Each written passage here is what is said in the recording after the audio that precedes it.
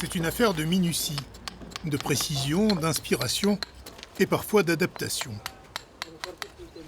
Les paveurs de la brigade municipale de Lisbonne sont ce jour-là confrontés à un chantier hors du commun. Bien loin des motifs habituels qui ornent les trottoirs de la ville, ils doivent réaliser une fresque composée d'animaux. Retirons cette pièce blanche du reste du gabarit et remplissons de blanc. Enfin bon, ça ne vaut pas la peine. Ça ne vaut pas la peine. Il y a trop de détails du cheval. Allez, ça ne vaut pas la peine. À l'occasion des 30 ans de la ferme pédagogique voisine. Comme ce n'est que le contour du dessin, nous devons faire des filets. Voilà, c'est-à-dire des pierres très étroites pour faire le contour du dessin. Normalement, quand nous travaillons, le dessin est plein, en noir. Ensuite, il est entouré de blanc pour créer du contraste. Ils sont 21 agents municipaux affectés au pavage à Lisbonne contre 400 dans les années 30. Des artisans, voire des artistes, qui sont pourtant rémunérés au même niveau que les autres cantonniers. Si je n'aimais pas ça, je ne serais pas ici depuis 36 ans. Il faut aimer, parce que c'est un travail très dur. C'est artistique, et il faut de nombreuses années pour atteindre le niveau adéquat. La compacte brigade des paveurs s'occupe généralement de l'entretien courant dans une ville où la calçade à la chaussée portugaise est omniprésente et où les calceteiros, les paveurs, ont même leur statut. Dans tous les quartiers de la capitale, les trottoirs, les places sont modelés par les cubes de calcaire noirs et blancs. Une immense mosaïque urbaine, apparue au XIXe siècle à Lisbonne et qui s'est ensuite répandue au Brésil, en Angola ou encore à Macao. L'historien Antonio Miranda est le spécialiste de la chaussée portugaise. Il connaît presque par cœur les milliers d'hectares de pavés lisboètes. La calçada remonte à 1841, au château Saint-Georges. Mais en réalité, c'est sur cette place où nous nous trouvons, le Rocio, que la chaussée portugaise va devenir mondialement connue. C'est le premier espace public de grande envergure où ce type de pavage est appliqué, avec en plus un motif très particulier. Ces vagues, que nous appelons haute mer, qui produisent un effet optique très singulier et qui a très tôt attiré l'attention de tout le monde. Lorsqu'il se balade dans Lisbonne, Antonio Miranda a rarement le nez en l'air. Car au sein même de motifs classiques se cache parfois un oiseau, une fleur, un sourire. Autant de détails discrètement disséminés par les paveurs au fil des années.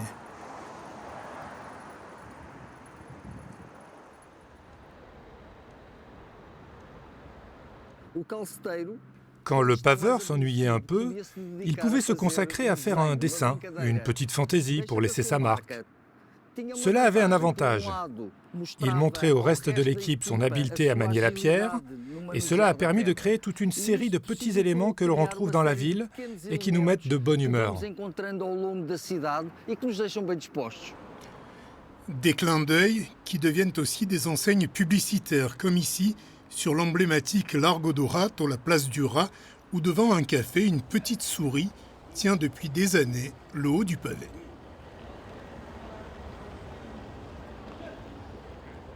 Je trouve ça très beau et amusant, parce que cette petite souris doit être l'une des souris les plus photographiées au monde. Car tous ceux qui passent ici prennent une photo de ma petite souris. Dans le nord-est de Lisbonne, ce vaste parc accueille aux côtés de celle des jardiniers l'école des paveurs de la municipalité de Lisbonne. Ce jour-là, Victor Graça, un ancien élève, rend visite à son formateur Nuno Serra. Ici, avec le compactage, ça s'est un peu cassé ici.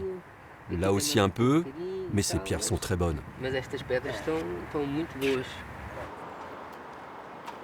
Fondée il y a 40 ans, l'école forme une poignée de paveurs chaque année.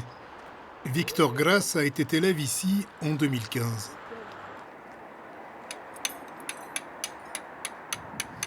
Allez, Victor, tu veux faire ce coin-là, et moi je fais celui-ci. Tout en rythme et en harmonie, l'art du pavage ressemble parfois à un dialogue avec la pierre. D'abord, nous leur apprenons à comprendre la capacité plastique de la pierre. Comment peut-on distinguer une bonne pierre d'une mauvaise pierre?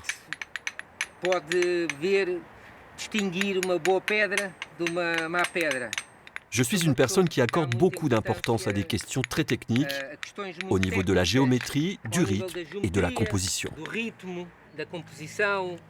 Victor Grassa a pris à l'âge de 47 ans un tournant professionnel. Oublié la vie de poissonnier, il est désormais installé à son compte et réalise des pavages chez des particuliers ou dans des espaces publics. Je travaille dans la rue. Je suis en contact avec les gens. Voilà.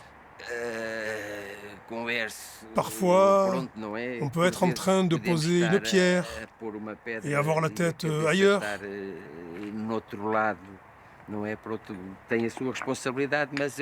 On a des responsabilités, bien sûr, mais c'est des responsabilités plus douces, plus légères.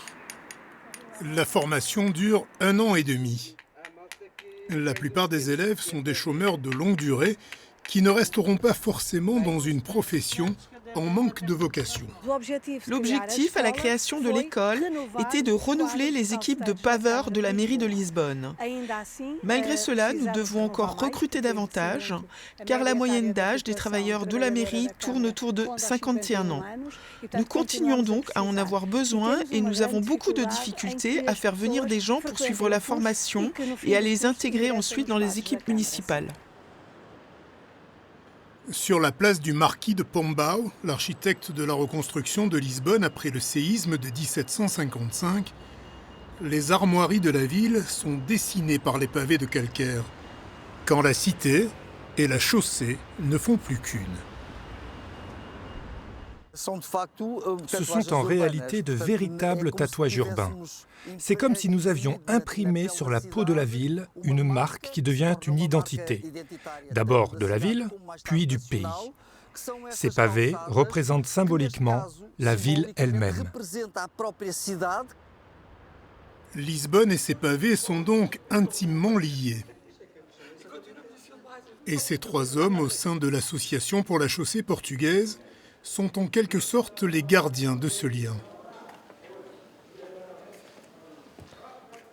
Ils veillent jalousement sur cette collection de gabarits de plus de 3000 pièces. Les gabarits originaux qui ont permis de dessiner les motifs sur les rues et les trottoirs.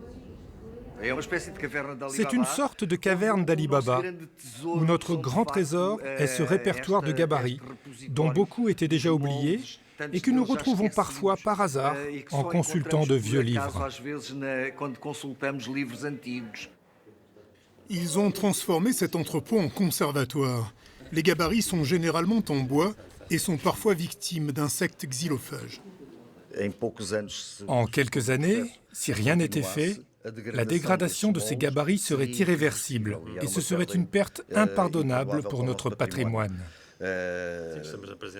Nous sommes en présence d'un patrimoine unique pour la ville de Lisbonne, et même à l'échelle mondiale. Ici aussi, il y a des panneaux indicateurs pour s'y retrouver dans ce dédale d'étagères qui abrite des pièces parfois spectaculaires.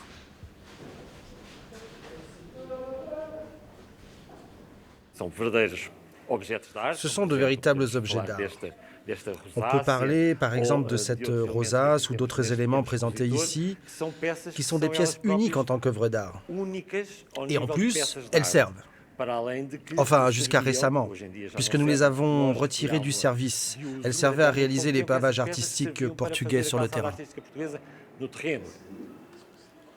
Chacun des 3000 gabarits a été numérisé par les équipes municipales afin de préserver les originaux. De nouvelles copies, sur différents supports, peuvent être réalisées à la demande. Nous avons certaines copies comme vous l'avez vu. L'idée est de fournir des copies lorsqu'elles existent. Sinon, nous avons les dessins à l'échelle que nous remettons aux entrepreneurs ou aux constructeurs. Les gabarits originaux, eux, ne sortent plus d'ici. Dans l'atelier voisin, Manuel Barbas est très appliqué. Occupé à reproduire le gabarit en bois d'une fleur qui va bientôt se retrouver sur l'un des nombreux chantiers de la ville. Et les commandes ne manquent pas pour le menuisier. Quand c'est nécessaire. Les gens viennent ici et je refais les gabarits. Tous les jours, presque tous les jours, parce que beaucoup de gabarits se détériorent ou s'abîment. Les entrepreneurs prennent des gabarits dans les entrepôts et ne le rapportent jamais. Le gabarit va servir à réparer ce trottoir. Comme à chaque fois qu'il y a des travaux de voirie, les paveurs de la brigade municipale permettent la cicatrisation de la surface de Lisbonne. En 2025, l'Association pour la chaussée portugaise a déposé une candidature pour faire inscrire cet art si particulier au patrimoine culturel immatériel de l'UNESCO.